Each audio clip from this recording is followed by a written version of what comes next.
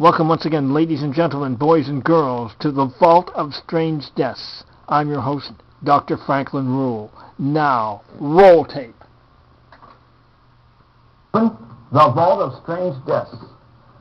First case here is, the man who dared tempt fate.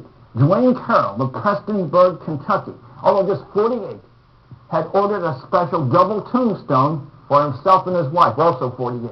When it arrived, he was so thrilled, he could hardly wait to go into the backyard, and he had a fairly large yard with a family cemetery, and started digging a spot for the tombstone, the double tombstone. Well, he keeled over and died of a heart attack on the spot. Then his wife was called and given the bad news. She dropped dead of a heart attack also. The only good news is they can both be happy to know that they're both buried under that special double tombstone.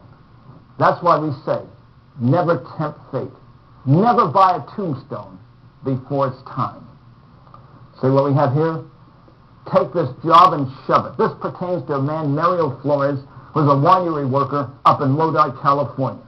And his boss told him to check the fluid measurement in a particular vat of wine. So he climbed up to the top, opened the upper hatch. He slipped, fell into the wine vat, drowned in wine. Yes. Now, I don't know if we have any winery workers in our audience, but if we do, and your boss says, check the fluid measurements in the wine vat, tell him, do it yourself, buddy. And if he gives you any flack, have him call me, and I'll put him in his place. Let's see what the next one is. Oh, the man who literally cried wolf, Nicholas Kavakoulis of Greece. And for years, he'd go out into the wilderness and imitate the howling of a wolf. Woo! Woo! And he was so authentic that he drew out wolves. And he had hunters waiting to kill the wolves, yes. Well, recently, 2 hunters heard a wolf howling from behind a bush, and they opened fire. And you guessed it. It was Nicholas howling. So I have to ask, was that a case of poetic justice in action? Let's look at this one. The revenge of the sacrificial victim. Now, an Egyptian bureaucrat, Habib Hawa, was fattening up a lamb, not on a farm, on the 3rd floor of the roof of his apartment, which is 3 stories high.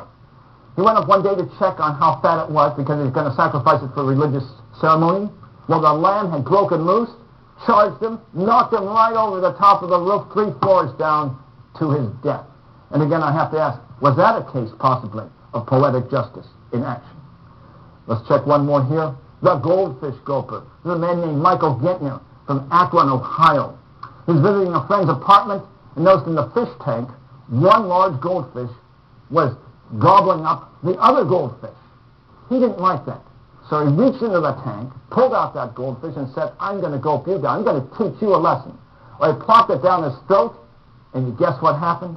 It choked him to death. Yeah, he choked on a goldfish. Now, I don't know if he's a viewer of our show. I don't know if we have anyone in Akron, Ohio. But let me tell you, please don't try this at home. I would be so mortified if I read that one of our viewers had died swallowing a goldfish. Now, until next time, may the power of the cosmos be with you. Yes, yes, yes.